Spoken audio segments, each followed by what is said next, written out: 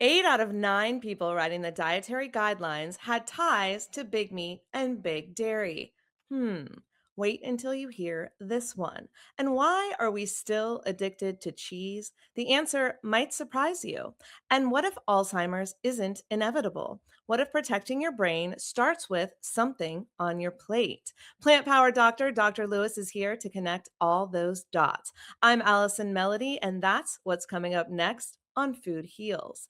And if you want to support your brain health right now, check out Daily Brain Care. That's by Dr. Lewis Nutrition. It's a daily formula designed to help protect and restore brain function. Go to drlewisnutrition.com/foodheals and use promo code Allison to save 10%. Next up, my interview with Dr. John Lewis. Roll it, Roxy. This is the Food Heals Podcast. Warning, side effects of this podcast may include increased health and vitality, thoughts of living longer, developing a more positive outlook on life, feelings of joy, cravings for kale and quinoa, and a spike in Tinder matches. All right. He is the founder of Dr. Lewis Nutrition, a former associate professor at the University of Miami Miller School of Medicine. Please welcome Dr. John E. Lewis to the show. Welcome, Dr. Lewis. Thank you so much for having me. It's great to be here. I'm excited for our interview today. I love having a plant-based doctor on the show. It makes me so happy. I love talking to someone else who also eats plant-based, so we're even.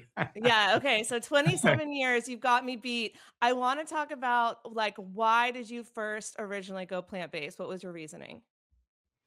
So almost 30 years ago, I had a friend of mine, which was obviously in the early days of the internet. I had a friend of mine turn me onto a website called notmilk.com.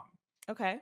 And like most Southern people, well, most Americans in general, I grew up drinking milk, eating cheese. My dad didn't think a meal was out a meal without a glass of milk, that kind of family.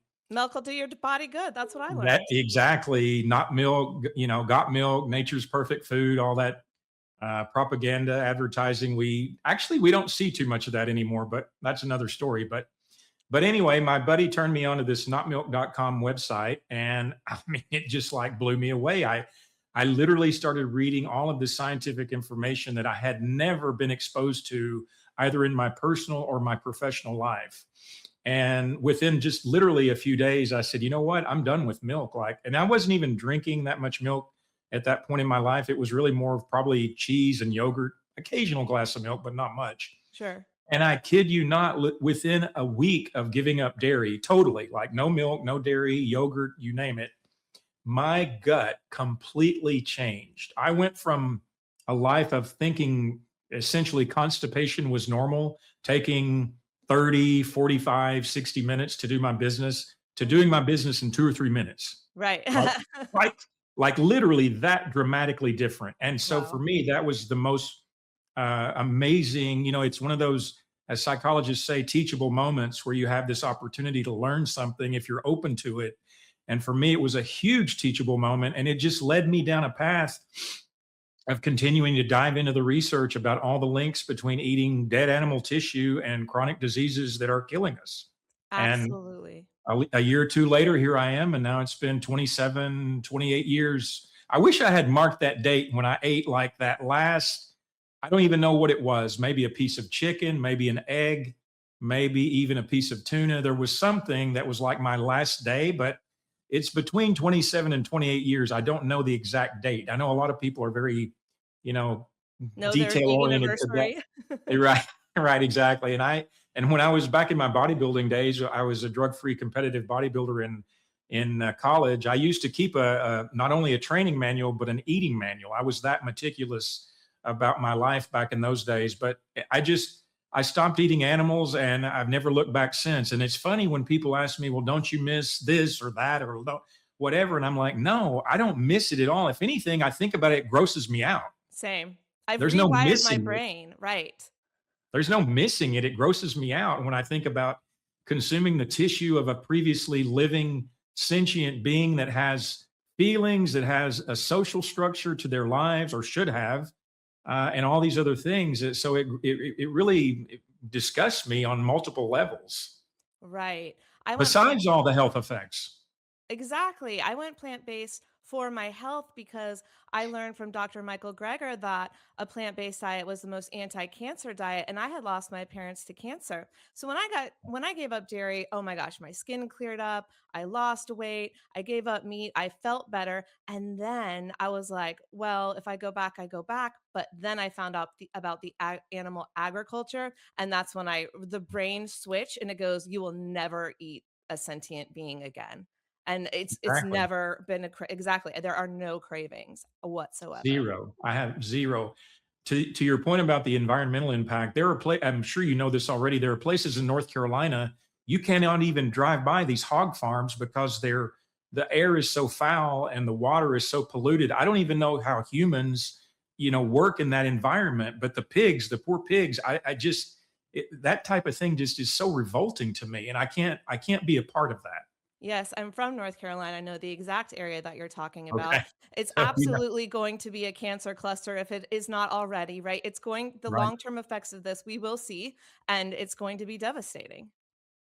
No doubt about it. And think about all of this meat that Americans already are eating, and now with these new dietary guidelines, I don't know how many people actually read them. I was just thinking about this the other day, actually, prior to our conversation. Like, people are now like, wow, like red meat, dairy, like it's now at the top of the inverted pyramid. And I'm Right. thinking, well, but how many Americans actually even read that stuff? Like outside of academics, I cannot honestly name you one person in my life that I had a conversation with that actually read the guidelines, like for the last whatever, probably all the way back to 2000. I can't even name you one person outside of academics that even read those guidelines. So I don't even know how much that's going to trickle down to the average person, but it's certainly at best misleading and at worst completely ignoring the science. Well, it made headlines. And so I think that is where people will pay attention. So let's talk about that Right. because the government is calling it a historic reset. And I'm all about resetting the food pyramid, trust me, but I don't think they did a good job here. So they are recommending prioritizing animal protein at every meal. So you do the research. So, from a research perspective, why does that make absolutely zero sense? Well, because if you go, and this, of course, this is prior to COVID. So, in my opinion, after COVID or during COVID, the WHO lost complete credibility, in my view, because of that whole process or that whole event. But prior to that, in 2015, as I'm sure you know, the WHO came out with this really extensive position stand on red meat and processed meat.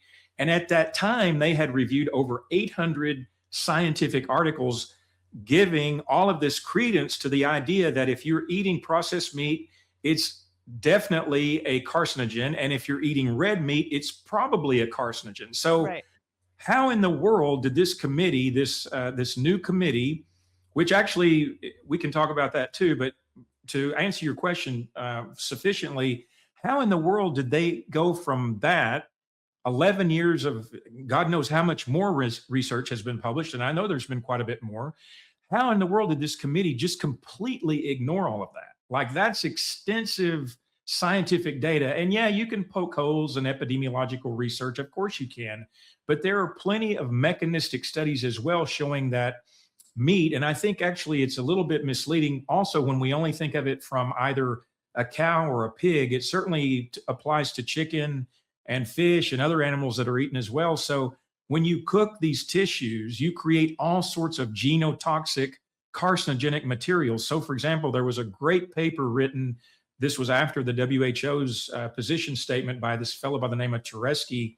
And he went through a series of different genotoxic compounds that are created when you cook meat. Now, unless you're Lebanese eating kafta, I mean, I don't know any American who eats raw meat, right? Right. I mean, that's not a delicacy in the United States. So you're deep frying it, you're broiling it, you're cooking it at a high heat, and then you're creating all of these genotoxic compounds. Like iron actually becomes pro-oxidant, not antioxidant, like the iron we get from plants. Thank Then you you. Mhm. right then you have something called N-nitroso compounds. These are also very, very carcinogenic. You have malondialdehyde. This is a marker of DNA degradation. And then you have these nasty things called heterocyclic amines and hydrocarbons, aromatic hydrocarbons. That's a mouthful. And all of these things are considered to be genotoxic. What does that mean? That means our genes end up having adducts in the DNA. What the heck does that mean? When you get adducts in your DNA, that's where you have this hypomethylation process that ultimately leads your cells to not replicating themselves properly. So, in other words, the cells replicate themselves the next stage in a damaged version of itself. And then that leads us down the road to this crisis where eventually replication on top of replication leads you to something into carcinogenesis that ultimately then leads you into cancer. Mm.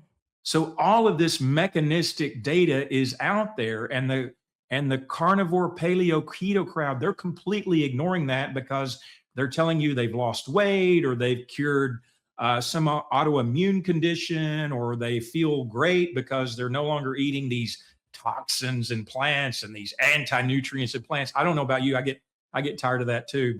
Yeah. But anyway, there is so much information related to how all of this animal tissue creates the stage for cancer, heart disease, diabetes, and obesity, and it's not insignificant. Right. All our chronic health conditions can clearly be traced back to this. But we are being sold a bill of goods, whether it's from the government or from the influencers online, like you said, talking about the ketosis. And I think maybe you could talk about that a little bit, because I think the problem is that going into ketosis can heal us in certain ways, but it's a temporary thing. It's not a long-term thing. Can you talk a little bit about that? That's exactly correct. So, what these folk, the keto crowd, they're talking about shifting your metabolic activity to where your body wants to burn fat. But the problem with that is there are no long term studies looking at continuously living in ketosis. In other words, our body has glucose as its primary fuel in the blood for a reason. Like, Right. our body wants to use glucose. Obviously, if we're eating processed monosaccharides and processed disaccharide all day, that's not our strategy for metabolic health either. But if you're continuously forcing the body to convert all of these fatty acids and even in some cases amino acids into glucose, that's not your long term strategy for health. That's also been shown to be very damaging ultimately to your entire endocrine and metabolic system. So I don't know where they get that this is your long term strategy for health.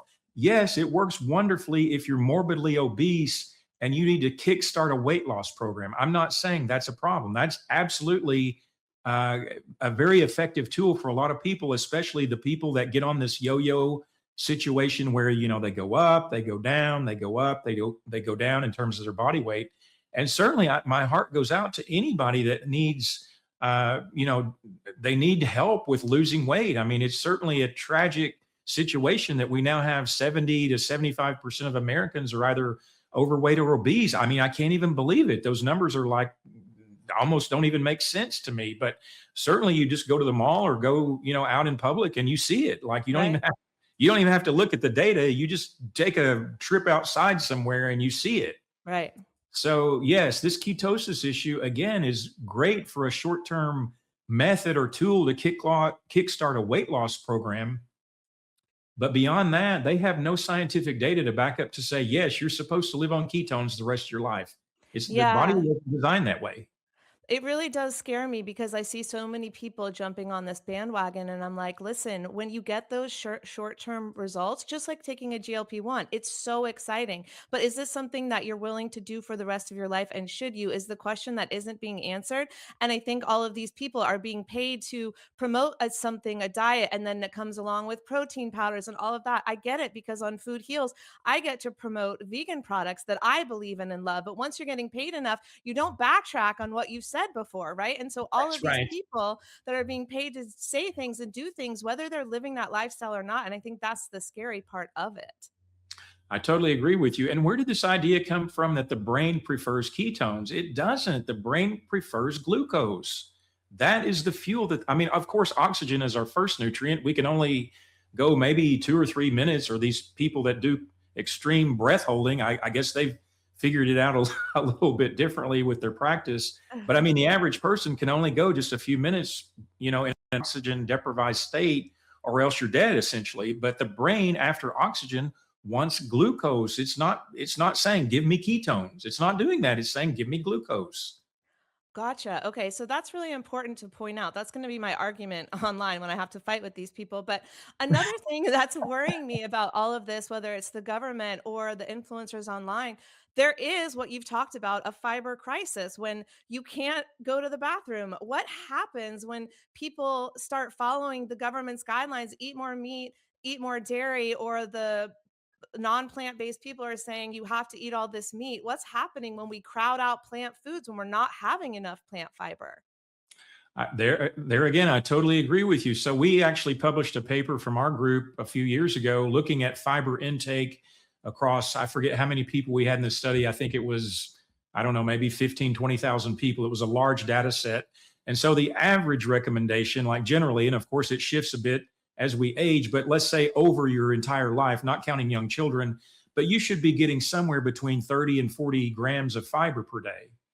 And in our study, we showed the average American, again, in tens of thousands of people, was something like 13 grams per day. Mm. So they weren't even hitting half the recommendation. And this was a paper from a number of years ago. I want to say this was probably maybe 10, 12 years ago. So it's been a while. But absolutely, I mean, if you're only eating animal tissue, it's not only what are you doing on that pro-inflammatory side, but it's also what you're missing out on. So we know animal tissue has no fiber, as you just said. It also has no vitamin C. And so, and I'm sure you've seen in the news, I mean, it's an interesting theory why all of these younger people are now having colorectal cancer. So Yeah. is it Well, due to all these messenger RNA injections they may have taken? Is it all of this beef and all this other meat that they're now being convinced that is the right way to eat? Is it some combination? Is it the lack of fiber? Is it, I mean, I'm really wondering what's going on there too, because again, we know historically fiber is very important, not because it provides us an exact nutrient, but because it's a bulking material that helps us clean out all of that metabolic waste. And that's a very important activity that fiber does for us that, again, the meat crowd is just completely ignoring. yeah, and we're seeing this everywhere. We just lost one of my faves, James Vanderbeek, and his Yes. family was the pillar of health. I knew his wife very well, and she didn't let a toxin into that household. Like they were so healthy, so green, and so crunchy. So it scares me because I'm like, what about the people who are trying to do everything right, who have put health and wellness at the forefront of their life, and there's still things that we don't know. So what do you recommend for the average person who's like, listen, I'm seeing all of this information out there. I don't even know what to believe or where to turn. We clearly can't trust the government at this point to give us the correct guidelines. We can't trust the influencers online. Where do I go to get trusted health information? I know that you're someone that has led so many studies and you have published over 180 peer reviewed papers. How can someone like an average person learn the research and where do they go to get that information?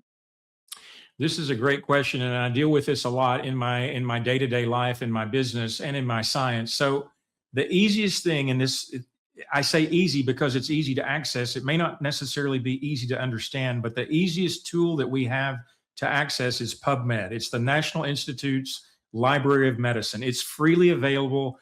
PubMed.gov, PUBMED.gov. Anybody can access it. You don't need an account. You don't need to pay for anything. And so go to PubMed. It's the clearinghouse. It is the gold standard for scientific information in the entire world. Any journal, any medical health journal that's worth its salt will be indexed by PubMed. And so go there and fact check me all day. I have no problem being fact checked. Go to PubMed, do your own literature search. And then as you read an article, I think it's very important for people to also recognize where those folks are. And of course, in the last decade, we've had a lot of science now coming out of China. So, it's hard to know what's going on behind the closed communist curtain. I mean, we hope that they're doing things appropriately and not with a bias. But anyway, look at the authors and look at where they are in terms of the institution that they're affiliated with. And then also look at their disclosures, because that's a very important point that seems to be getting completely glossed over by the dietary guidelines, other than folks like you and me and Dr. Peter McCullough. I just was on his show last week. But 8 of 9 of the people that wrote the final guidelines, not the advisory committee, those were very scientific folks that wrote something very much closer to what you and I would have said, wow, they got it right.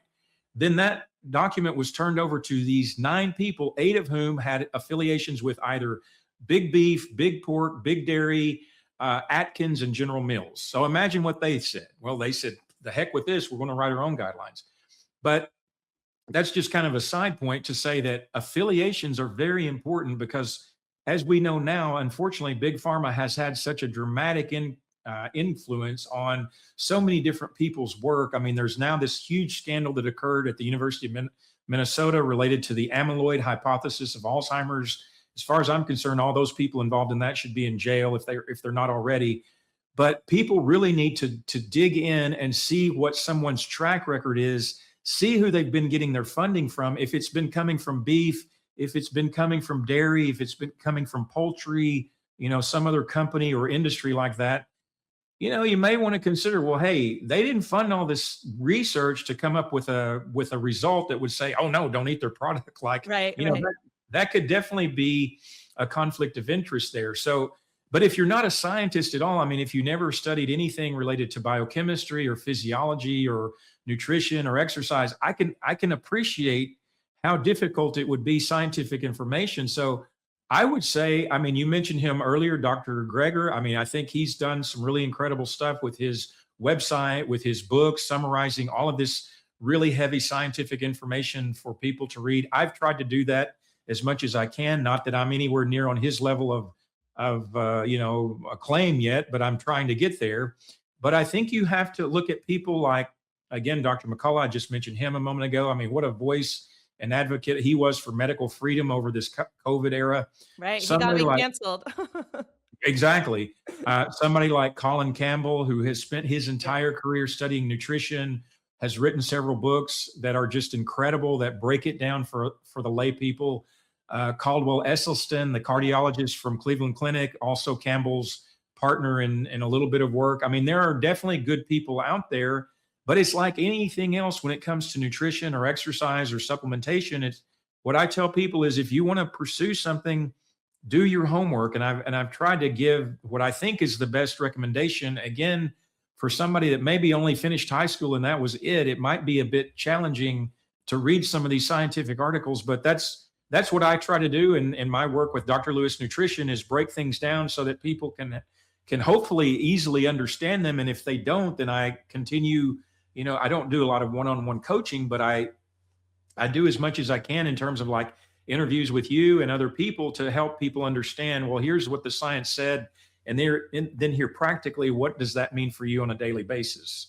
Well, we need more people like you, and we appreciate the work that you're doing because it is so important. I've had people like some of the people you mentioned on this show, including Dr. Greger and Dr. McCullough. McCullough's interview on my show got me censored. It got removed off YouTube. YouTube gave me strikes. So it's like the more people that tell the truth are the more people that are getting canceled. So when someone gets canceled, I'm like, okay, well, what are they saying? Because that's probably true. Like, That's well, right. if I don't know who they are and they get canceled, I'm like, let me go find out, because they're probably telling the truth that's not sponsored by a big corporation or company. And so I love following people who are canceled. Unfortunately, that's the world we live in today. And Food Heals has been canceled, and some people have been like, oh, I can't listen to her show anymore, she's spreading medical misinformation. And other people are like, Allie, tell us more, and interview more doctors like Dr. Lewis who are telling the truth. So thank you for Wow. doing that for us. Yeah. Yes, of course. Thank you. Could we go back to dairy? There's one point I wanted to make about Yeah. dairy before we move on.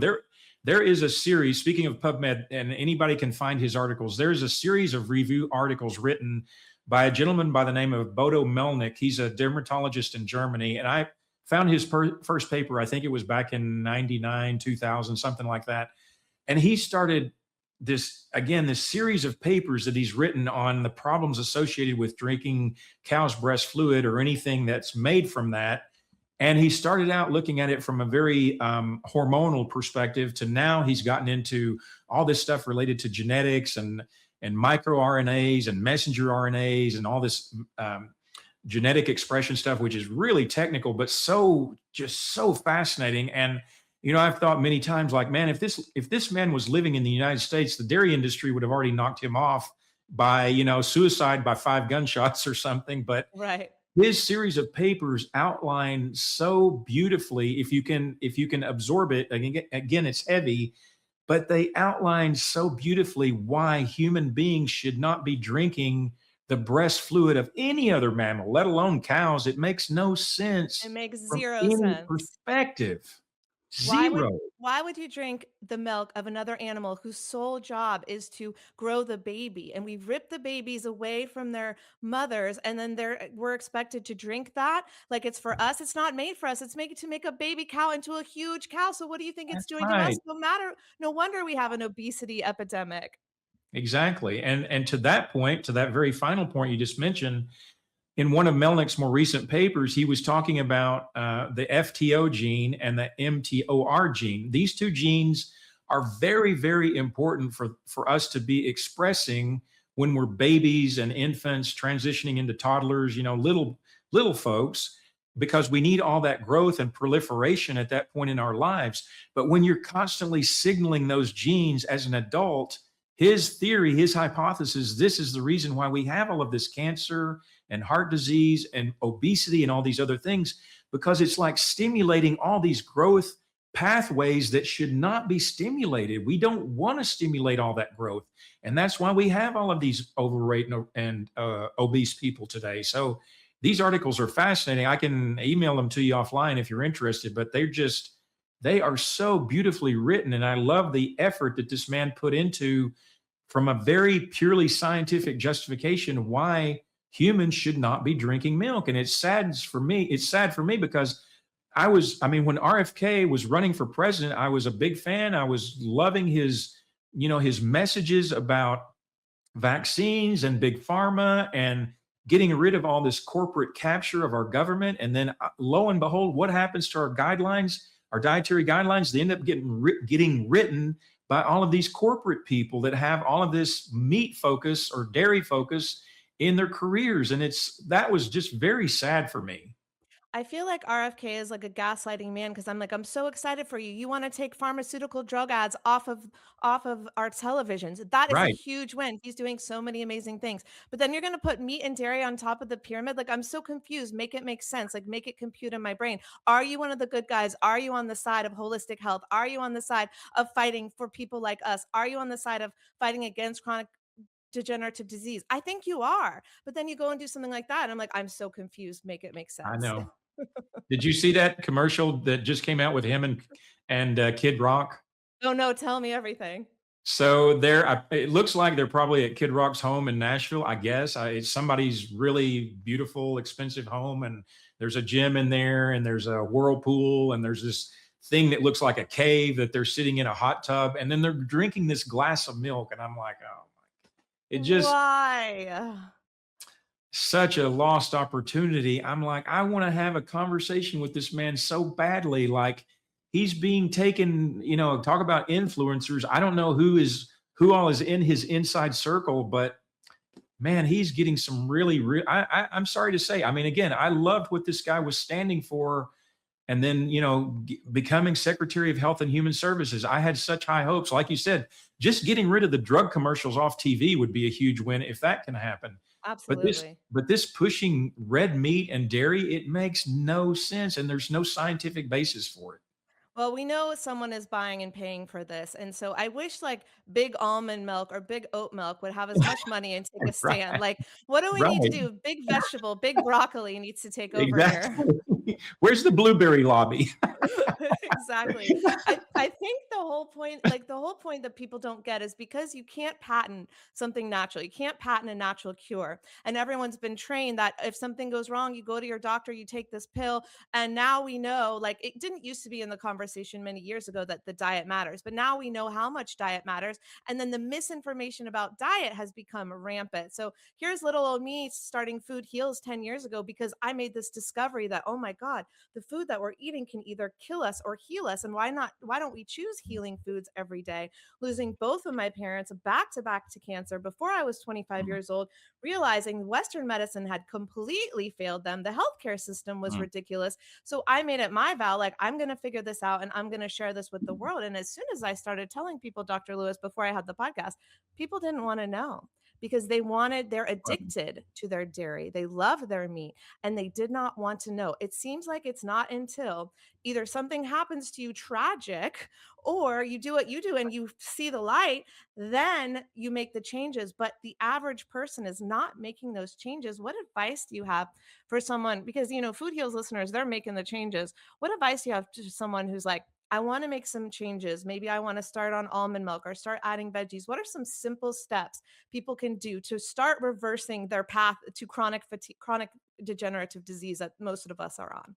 Not us in this room, but a lot of people. Right. Great question. I love it. So, first of all, do you know why people are addicted to dairy? It's primarily due to this one protein that's Casein. called, well, that one, and there's another one. It's called beta casomorphine 7. Okay, I did not know that. Go on. Beta casomorphine 7. Listen to the root of that word, casomorphine. Oh It has God. it has opiate-like activity. Wow. When people say, I can't give up my cheese, you're absolutely right because you're addicted to it. You are It's absolutely addicted. Yep. it's Mother Nature's perfect design. When that calf wants to go to the cow, or when that baby elephant goes to his mom, or that little cub goes to his mama bear, whatever, that protein stimulates that response of the little guy or the little girl to go to mommy to drink. It's beautiful in nature's design, but it's not meant for us, and that's why we have all these addicts to dairy. So I just wanted to say that because you mentioned the word addiction, and I had to throw that in there. But Absolutely. Thank you. yes, of course. But I think for me, the simplest step, because like most Americans, I came from that world. Again, growing up in a Southern family who ate for taste, not for health. We ate everything other than pork. My dad wasn't really a big fan of pork, so that was never really very significant in our home. And then being in Where are you Tennessee, from, by the way? I'm originally from Knoxville, Tennessee, but I've lived most of my life in Miami. Gotcha. But and of course, in that part of the country, seafood's not really that big of a deal in Tennessee either. You might eat some freshwater fish, but it was really mostly centered around beef and dairy, and then a little bit of chicken here and there, and then a little bit of turkey here and there, and maybe in a rare blue moon, a piece of freshwater fish or something. So what I would tell folks to do is, if you're looking at your diet, if you're being honest with yourself and you're really taking an inventory of what you're doing, don't try to do that. The Yeah. cold turkey, it almost never works. Don't do cold turkey.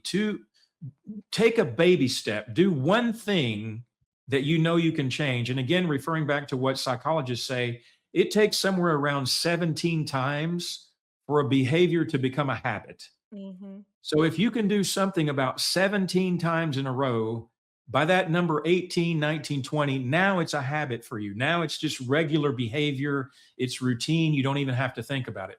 So think about what would be the easiest thing for you to give up. Like if there's something in your refrigerator or in your normal routine that you could, again, kind of do an inventory and say, okay, I can easily give this up. Maybe this one is going to take a little more effort.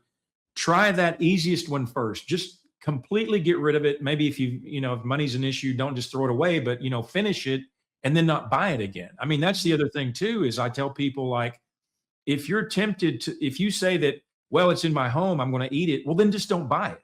Right. Right. Like, don't even take it home from the grocery store or from, the convenient mart or wherever you're buying stuff.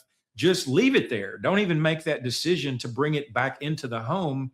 And then that way it won't even be a temptation for you. But I think baby steps to me, and that was kind of the way I did it, even though at that time I didn't really think of it that way. But like when I was reading the stuff about dairy, and at that point in my life, I'd pretty much gotten down to like maybe 2 times a year I would eat a piece of beef. Like literally, that was it. Like maybe once on, some special occasion for a graduation or a birthday or something like that. And then maybe one other time, and that was it. Like literally for many years, only a couple times a year. So beef for me at that stage was like I wasn't even really giving up anything because I'd already pretty much cut it out.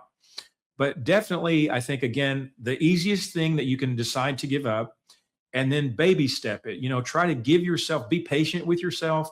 Don't be too judgmental with yourself. And also, the other thing that I don't think is talked about a lot is that as we shift our diet from a very meat focused, animal focused to a plant focus, guess what happens to us? Our microbiome changes dramatically.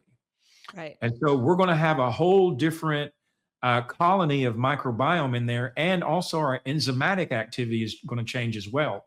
So sometimes when we go through that process, that also is almost like a Herxheimer reaction. It's almost like a healing crisis from all this toxicity that you're now getting rid of, that Hmm. you're eliminating. And this body, your body's going through this shift that could cause, again, some difficulty for you. So maybe you need to be just very gentle with yourself and not beat yourself up if you fall off the wagon. Just try to jump back on the next day. But again, I would just, take it as you can and then set a goal for yourself, maybe 3, 6, 9 months down the road. And then as you take those baby steps, the same with exercise, if you've been sedentary for years or decades. And then the next thing you know, by the time you're, looking at that long-term goal, you've achieved it. So that's how I would approach it. I love the 17 days thing or doing something 17 times because that's a doable, manageable goal rather than saying, I'm going to do something for the rest of my life or even for the rest of the year or even for the rest of the month. 17 times, check it off the calendar, and then it becomes a habit. That is Right. brilliant. I also want to talk about what you said. Sometimes we feel worse before we feel better when we start making these lifestyle changes. And what I don't want to happen is you go, well, this doesn't work because I feel worse or I got sick. Very often it's just the body's releasing the toxins that have been stored. So I know from my personal experience, Dr. Lewis, I do these juice fasts. I've done some like big ones in Palm Springs where you go to the hotel and you do the whole thing and the Oh, colonics and you nice. do it with a group. And then sometimes Nice. I've done it on my own. And when you fast, you don't feel great right away. You That's feel right. awful at first because the toxins are coming through the bloodstream, they're coming out of your body. And so I've experienced that firsthand. But by day 7, I feel like a brand new human. I Right. feel amazing. What are your thoughts on fasting when it comes to? I don't want to talk about it from the weight loss perspective. I really want to talk about it from a healing chronic disease, resetting your body detox perspective. What are your thoughts? Well, first of all, I do some of that too. I've been engaging in the last few years in trying to be like time restricted eating. Yeah. Sometimes I don't. Again, I don't beat myself up about if I don't. But I've tried to like narrow that window a little bit just to see what I can do with that. And I am in my nature is of being a fast metabolizer. So I'm the kind of person that I can't overdo the fasting or I will lose weight. And I don't want to be skinny. I spent the last This is the most of my problem every woman wants to have, by the way. well, I went from being like a really skinny kid to getting into bodybuilding and putting on like 60 pounds, and Mm, and now I have this physique that I really enjoy having, and so I'm very protective of it, let's say. sure. But I think one of the things that you're hitting on, you didn't mention it, but I'll mention it for you, is you're mentioning this concept known as autophagy. And it's a Yes. beautiful, brilliant concept where you don't even necessarily have to go completely fasted, but when you do that time restricted schedule, or when you go into a really extended fast, like you're talking about for Intermittent several days. fasting, like from 7 to Exactly. 7 or whatever. Exactly. So you're actually giving your body the opportunity to shift from metabolism to housekeeping. And that's a very important role, especially when we think of things like cleaning out all of this metabolic waste, especially in the brain. If we have problems with insomnia or sleeping, we're not allowing all that metabolic waste to get out of our brain. But that's a very important tool that you just mentioned. Again, especially for somebody who maybe is struggling with weight loss, if they can work themselves up. And again, I wouldn't start like just, okay, I'm going to do this for 7 days. Like, no, you start maybe a day. Just do Mhm. it for one day, and then jump back on your whatever routine is the next day. But then you start slowly building up day after day till you can get up to that week period of doing that type of fast. And there's a guy that I don't know if you've had Dr. Walter Longo on your show. I've heard of him. Long, I'd love to. He's an incredible longevity scientist at the University of Southern California. I would love for you to have him on your show because he's done something really pretty truly remarkable that folks like you and I would appreciate, and that is that he's shown that protein is actually the most important variable in terms of how we look, I should say, how we should be looking at longevity. So, in other words, it's not fat, it's not carbohydrate. The body actually looks at protein as the primary macronutrient for where it turns on and off all these different metabolic pathways and switches related to insulin resistance, related to inflammation, and even longevity. And guess what? in his lab, he's shown that when you shift from animal protein to plant protein, that's where you engage all these really impressive longevity factors. So it's all related because he came up with this strategy, the time restricted eating. He basically could condense your fasting period into about a 5 day period that would replicate or simulate the same effect that you would get over a 30-day period. So Wow. his work is very, very fascinating. I mean, I think you'd love to have him on your show. And again, this would be a new tool and a new strategy for folks to kick in that autophagy where you clear out those dead cells that you don't want to turn into something like atherogenesis or carcinogenesis or even neurodegeneration, these processes that ultimately are killing people. So when you can use that strategy in your toolbox, it's very powerful. So what's happening in autophagy is it's giving the body the ability to now heal itself and get rid of all the stuff it doesn't need that it hasn't been able to do when it's so focused on your digestion all the time. Would that be an That is accurate assessment? perfect. And Perfectly. so what are some reasons that people might want to go on a fast? And are you I know I can talk to him too, but like are you a proponent of a juice fast, a water fast, and I've seen people do fruit fasting. What are your thoughts on the different types of fasts? Great question. So, I mean, there are, if you look at the Muslim religion, I mean, they have, I think, and for Ramadan, they do total dry fasting. Like they Yeah. might just have like a little sip of water or something every day. For me, that's pretty extreme. And I don't know if the average person, especially if you're already chronically ill, to try to go to, that level Yeah. of fasting.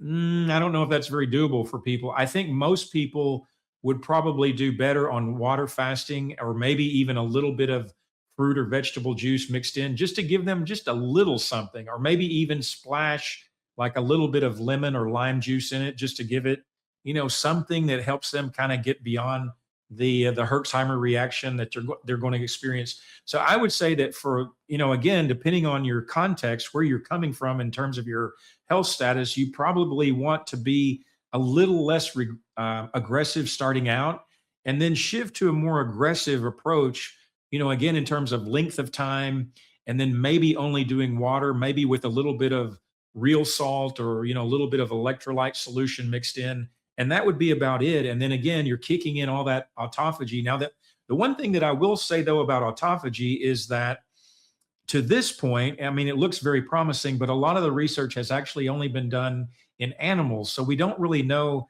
it's so difficult. And this is, my academic career running clinical trials in humans. It's so difficult to get humans to engage in a study, for a very long period of time. I mean, the Alzheimer's study, if you'd like to talk about that, maybe in even another show if we don't have time today, but I mean, we had that intervention for 12 months, and that was like a really long time to engage people. But for the autophagy research, I think there's maybe, we talk about influencers, and I think we have to be just a little bit careful at this point because, again, the data is are a bit limited in terms of what happens with humans doing that for a very long time. I mean, again, we can look at religious practices and say, well, those people didn't kill themselves, they lived, but we don't really know like what exactly is the sweet spot yet because a lot of this information is actually coming from animal research and not human research. That's really interesting to know. Everything I know about it is from people having personal experiences, fasting for Right. periods of time, and then having chronic diseases go away. Even colds go away, like people with chronic colds and things like that, which also goes away when you give up dairy, by the way. But I actually That's right. was going to ask you about the Alzheimer's study. My grandmother suffered from Alzheimer's. I didn't really know what it meant, but I was so little. And I remember she was in the bathroom at our house and she was introducing herself to the mirror saying, "Oh, it's so good to see you here," to her reflection. And as a kid, I was so confused.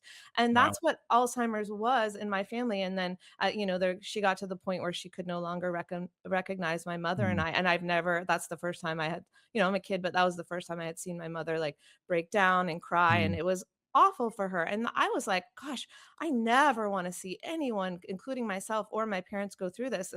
Cut to, I would have no idea they would go through cancer, which I don't know which one is worse because Wow. that was horrible too. But then, people say there is no cure for Alzheimer's, and yet other people are saying, oh, we're reversing it by boosting the brain with blueberries. Like, I know you've done the study, Dr. Lewis. So please tell us, like, what did you learn about Alzheimer's and what does the Food Heals audience need to know? Well, first of all, if I may be so presumptuous, I would love to if you would be so kind to invite me back. I would love to do a whole show just on this study because it's so profound, and all the information that I have is it will actually, quite frankly, take me a while to explain. So Sure, if you sure. would love to Absolutely. consider that, I would certainly be up for it. But in a nutshell, we looked at this polysaccharide based formula from aloe vera and rice bran. And this was through a gentleman that I met, Dr. Reg McDaniel, about 20 years ago. And Dr. Reg turned me on to all this research that he and his colleagues at that time had been conducting with these complex sugars from aloe vera. And I was like, what in the world is this man talking about? Like sugar from aloe vera.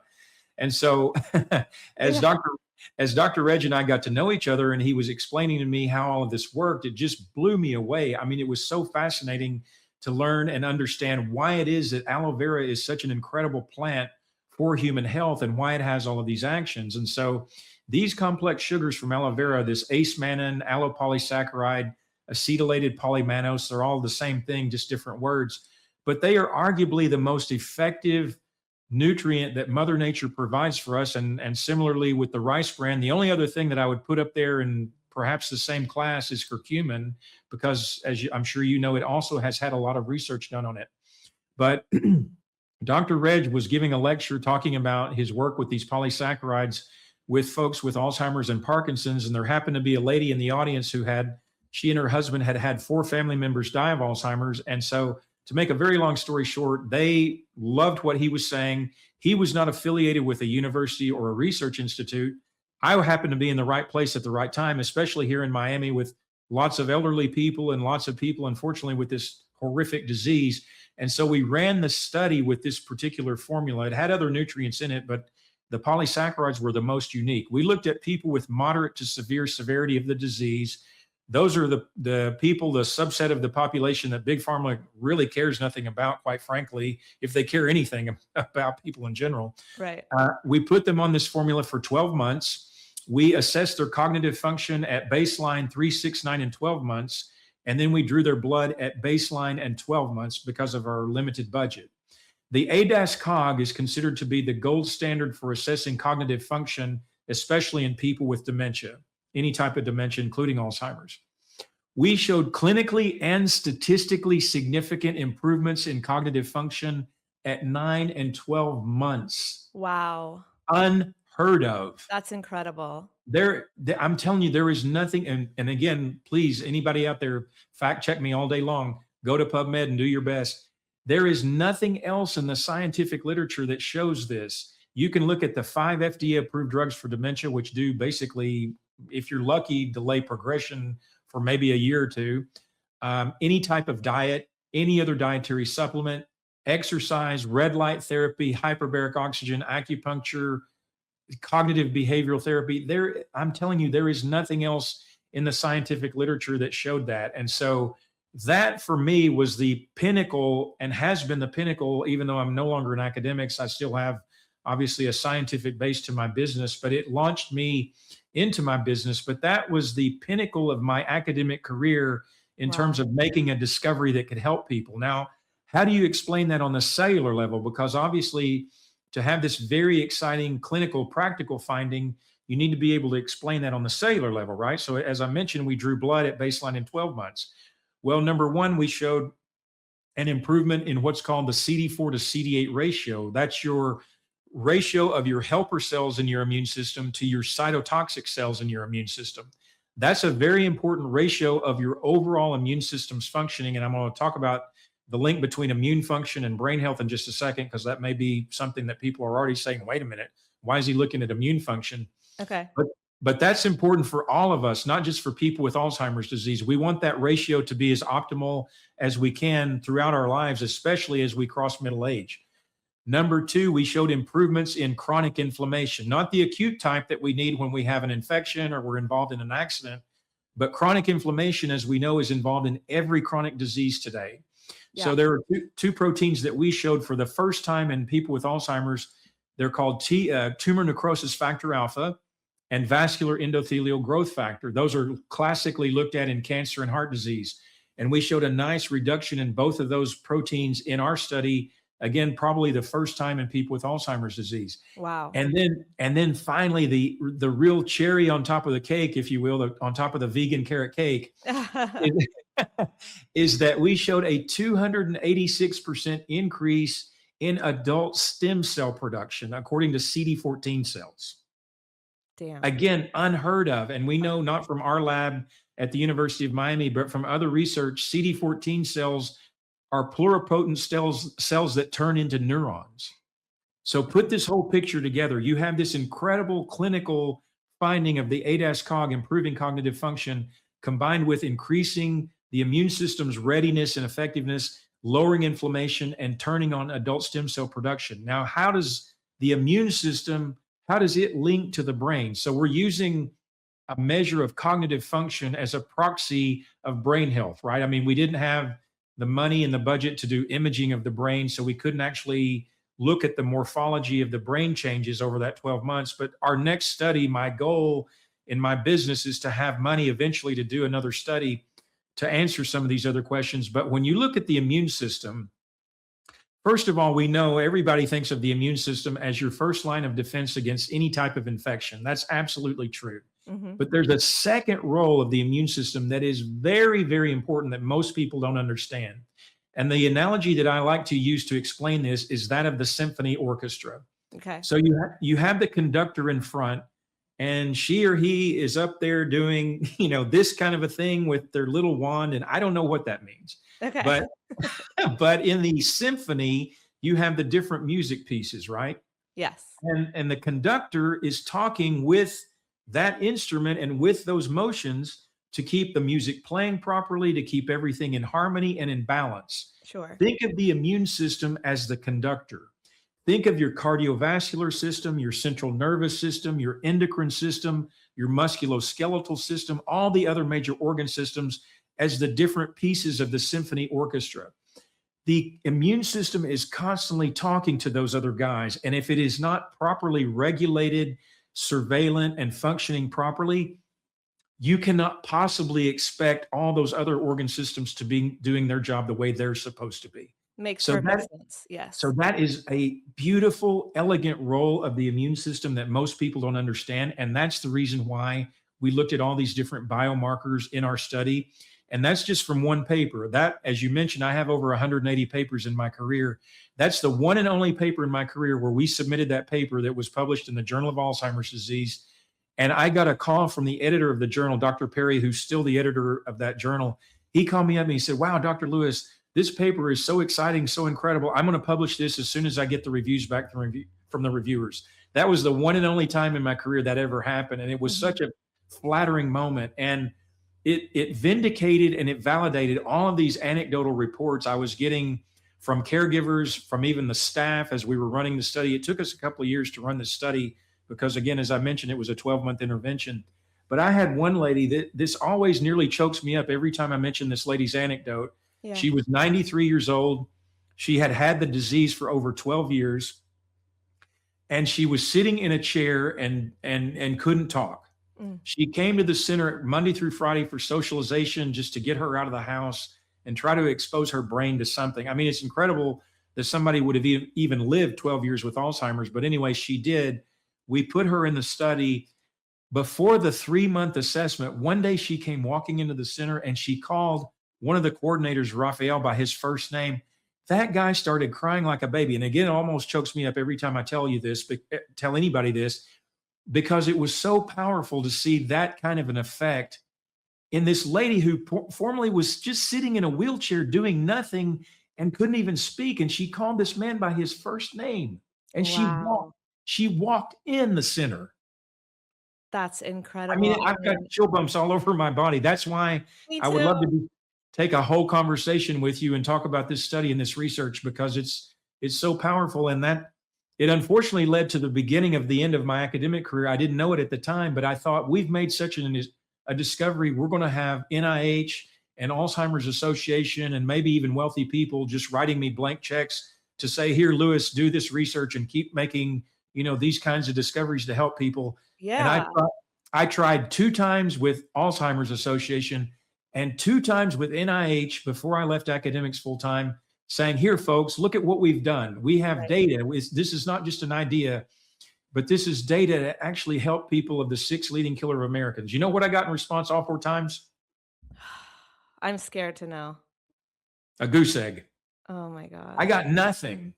Zero, zip, zilch, nada, nothing. And it drove me out of academics and made me start Dr. Lewis Nutrition. But this product that we have that came out of all that research, not only from the Alzheimer's study, but actually the multiple sclerosis study as well. And I know we're about to get short on time, but that ended up becoming my life's work. That's what I've been doing essentially for almost the last 20 years now. Besides all that other research that you mentioned, this work with these polysaccharides is my most significant work to date.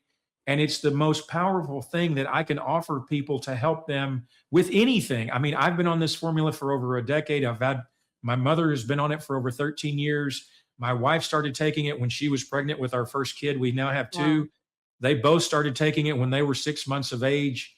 I mean, this is a cradle to grave nutrient that is unlike anything else that, in my opinion, that Mother Nature provides for us for a healing effect. So even for the carnivore, keto, paleo crazy rage about meat, don't Right. be so blinded for the forest for the trees that you would say, oh no, I can't take those things from aloe vera and rice bran. Oh no, that would violate my code or whatever. No, don't be so silly. There is no research on anything else, whether you want to talk about amino acids, fatty acids, any kind of vitamin, mineral, any other phytonutrient. There is nothing else that shows what we've showed just in our lab. Forget the other scientists and researchers around the world looking at these polysaccharides, because there are quite a few of them.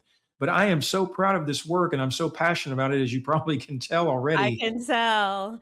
And So it if is go it is my mission in life to spread this message about what we've shown, and hopefully we'll continue showing.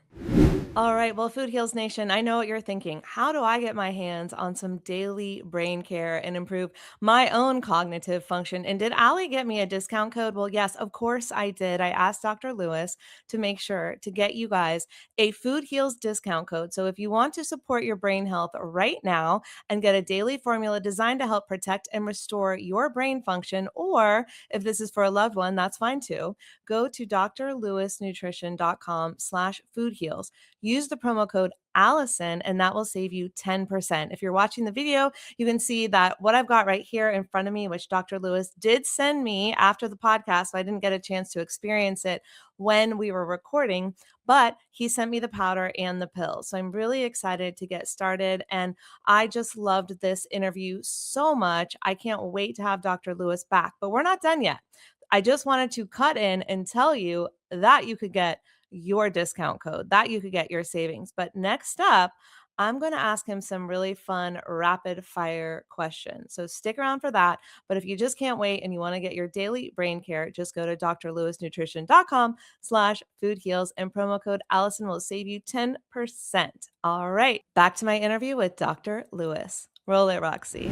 So these are quick, answer in like 30 seconds or less. If you can, if you can't, I understand. But I'm Southern, so I'll give it my best. I know, right? Me too. I've gotten better over the years, but we can draw on, right? Right. Okay. So bust this myth. You can't be a serious athlete on a plant-based diet. Hey, I've been doing it for 27 years. I'm as strong as an ox, and I get all of my protein from plants. This whole notion of, oh well, you've got to do this sophisticated combination of foods, nonsense. If you just eat the rainbow, that's the easiest thing. Actually, I should have said that when you asked me for advice earlier. Eat the rainbow. Eat as many colors as you can. You get the widest spectrum of nutrients and phytonutrients that are beneficial for you, but you will get all the protein that you need. We don't have a protein deficiency in our country. We have a protein excess problem in our country. No one is in the hospital dying of a protein deficiency. You know what they're No, dying of? Chronic degenerative disease. Where does that come from? Everything we talked about today, right? that's right. Exactly. So, Dr. Lewis, plants don't have protein. What are you talking about? Every nutrient, there's only one exception to this rule. Every nutrient that humans need they are all made by plants. You know the one exception? Vitamin B12 is made by bacteria. Every other nutrient, amino acids, fatty acids, carbohydrates, saccharides, vitamins, minerals, elements, they're all made by plants. No animal makes this. Fish do not make omega-3 fatty acids. They get omega-3s from the algae that they eat. Protein comes from every plant that these animals that people end up eating. That's where the amino acids come from that these proteins turn into in their tissue. The same with the fatty acids. It comes from the seeds, the nuts, all these other things that have fat in them. So it's a total myth that you need to eat animals to get any nutrient of value or essentiality. Amen. Okay, I got another one. Yes. Okay, Dr. Lewis, bust this myth. I'm a man. I can't have soy because it's going to give me man boobs. So this silly word phytoestrogen, right? This all comes down to this. Somehow this word has become almost like a misnomer. Phytoestrogens are in every plant. If you cannot eat soy, then guess what? You better not eat an apple, and you better not eat a stem of broccoli, because they have more phytoestrogens in them than soy. Soy is one of the healthiest foods. Just make sure it's organic, non-GMO. Asians have been eating soy for millennia. Asians have historically had the lowest rates of everything that's killing Americans: cancer, heart disease, neurodegeneration, etc. Soy is one of the healthiest things you can eat. Just buy it organic, non-GMO. Yeah, and guess what? Meat eaters, you are eating soy because what is it? What's the stat, doctor? Do you know 99% of the soy that we produce is actually Go to GMO animals. and going to the animals. So That's you're right. already eating it. So you eating tofu is a health food. It's not going to give you man boobs. Sorry, Yeah, bros. that's right. And I don't have them, and I eat soy at least a couple of times a week. So I have yet to have a man boob issue, and I don't think I ever will. Oh, right.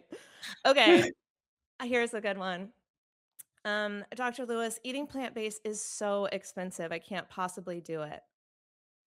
I know, again, this is another one that people have just somehow been led to believe. There was a really beautiful study that was published I think 2 years ago, that showed if you go and eat the same amount of calories from the typical fast food chains, and we don't have to out people because we know who they are, versus going to the grocery store and buying things like potatoes and rice and different types of beans and some greens and some bananas and mango and whatnot, there is literally no difference in the cost.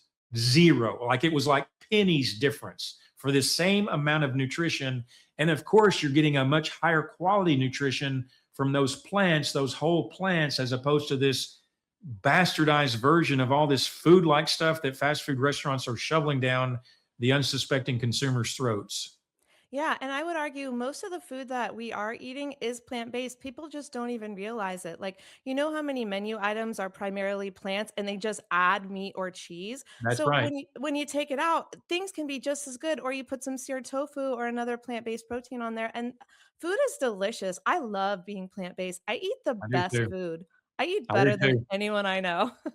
You and me both. But we And also have really I good love to restaurants cook. here. What? I love to cook. I love preparing my food. I love knowing where my food came from. Yes, absolutely. Me too. Okay, here's another one I get all the time. You probably get this too. I would love to go vegan. I would love to go plant-based, but I can't give up my cheese. You know what? 30 years ago, or almost 30 years ago, when I started this journey, the plant-based cheeses were so marginal at best. I won't say they were terrible, but just marginal at best in terms of their taste, their texture, their quality. Now you have no excuse. I mean, Daya and some of these other companies have made such really incredible products with the potato starch, with the tapioca, with the cashew. I mean, these things are coconut. These things are delicious. Like, you're Yeah. telling me that you can't replace breast fluid from a cow that's got pus and hormones and blood and all this other stuff in it, when you could have a plant alternative that's healthier, that has none of that other bad stuff in it, that will actually give your body what it needs to function properly. Like, really, like, man, you are a very tough consumer if that's how you look at cheese and other dairy products, because the plant alternatives now have the technology for producing those things has advanced so much over the last 10 years. To me, they're incredible. They're delicious. So my secret is that if someone invites me to like a cocktail party or dinner and they're like, bring something, I make the vegan cheese plate. And most Sure. people don't even know that all the cheeses I brought are vegan. Like, oh, this is delicious. What is this? What's it made out? Like, and they're like, what brand is it? And I'm like, it's made out of almonds. They're like, it blows their mind. And then it Right. opens their mind to be like, oh, maybe I could do this, and not be physically addicted to the cheese as we talked about earlier. Like you're not making a choice. You are physically addicted, and you can get rid of that addiction, and then you can just enjoy cheese that's actually good for you. That's right. Yes. Okay, last one. Here's a good argument that I get a lot. But the food chain, lions eat meat. Dr. Yes. Lewis, are we lions? Oh my goodness. I was Dr. McCullough and I were talking about this last week. So, what humans label as a carnivore, a lion, a tiger, a shark, a killer whale, just look at their teeth for a second and then think about the difference just in the teeth, but then take it a point further. How do they eat? They find a prey, they stalk it, they find it, they try to capture it. They're not very successful, although I guess killer whales are their intelligence is off the charts, so they're probably very successful. But they whatever they catch, they grab it either by the back of the neck or the throat, they strangle it, they suffocate it, and then in the case of some of these animals, they start getting eaten before they've even died, Mm, but they eat it right then. You show me any human, I do not know one human in my life, and I bet you don't either. No one has that instinct. right. These carnivore people talk about natural instinct, all this other stuff, just kind of out of their, I don't know, imagination, more or less, but no human being has the instinct to see a rabbit or a bird or any other little animal, go over and grab it by the neck or the throat, suffocate it to death, and then start eating it. Absolutely That not. We that is see not that is not in our code. How we do we possibly equate what lions and true carnivores do to what we do? There's no comparison. Absolutely no comparison. We see a little rabbit and we're like, "Oh my god, the bunny. Oh my How god, the cute. birds," right? People love their dogs and they're not making the connection between a dog and a pig. A pig is more intelligent than a dog. A pig is so freaking cute. Why aren't we Exactly. making that connection? We do not have the instincts. We do not have the teeth. It is such a moot argument, and I thank you for busting some of these myths with me today because I'm with you 100%. Plant powered for the win. Thank you so much. All right, so everyone go to his website and get the you know what? I'm gonna have you back for let's talk about all the things. Alzheimer's, GLP-1s, and anything else in the news that's going on because we even barely touched on, the guidelines, but that's been in the news and I don't want to anything else that's coming up. I want to bust those myths too because I don't want people to believe Sure. what they see. I don't want people to believe the articles that they're reading without realizing that the articles are completely sponsored. So, I want them to go to your website. I want them to go to PubMed. I mean, we could talk for hours. We could talk about the vegan diet. Do you have a cookbook or any recipes or anything like that? Anything else you want to shout out before we get off of here today? I've written a couple of books. I haven't, unfortunately, had any funding in our marketing budget to push them yet, but I've written two books on nutrition and one on cognitive function, and the other on nutrition and immune function. They're books that I think are helpful for people, especially if you take them alongside daily brain care to help understand why these certain nutrients and phytonutrients work and how they work, and actually looking at the science and saying, okay, well, here, if I take this amount of whatever nutrient or phytonutrient, I can expect this outcome over this amount of time. So I've tried to make things like that simpler for people to help them understand better, to be able to take the science and again package it in a way that the average person can consume it. Perfect. All right. So is that all over at drlewisnutrition.com as well? So the two books are on Amazon, they're on Borders, and they're on Books a Million. Okay, great. Barnes and Noble. Barnes and Noble. Sorry, there's no Borders anymore. Oh, Uh, that's so sad. It is sad. It is sad, but they're on those three websites. We've not really promoted the books on our website too much, but you can find all of them under the new. It's called the Nutrition Genius Series, and you, of course, search by my name, the Nutrition Genius Series, and those are the first two books. I hope at the end of that little, I don't even know what to call it. I had good intentions of having a whole series of books based on every organ system and the impact of certain nutrients and phytonutrients on each one. But that's turning into a really Herculean task that I'm having a hard time squeezing out more time to even work on besides these first two books. But at least I do have the first two available for people if they'd like to check those out. But it's under the top line heading is the Nutrition Genius series. So, and Okay, then great. put in my name after that on Amazon or Barnes and Noble or Books a Million, and you can find them there. Well, I personally know you're gonna live long enough to write the other book too and finish it because you're plant-based and we live forever. So thank you so Yeah. much, Dr. Thank you Clue, for for being having me. on. Yes, we'll have you back. Thank you. Thank you. Side effects of this podcast may include increased health and vitality, thoughts of living longer, developing a more positive outlook on life. In rare cases, people have experienced a strong desire to actually start using their $39.99 a month gym membership. If you experience any of these symptoms, Snapchat your trainer immediately.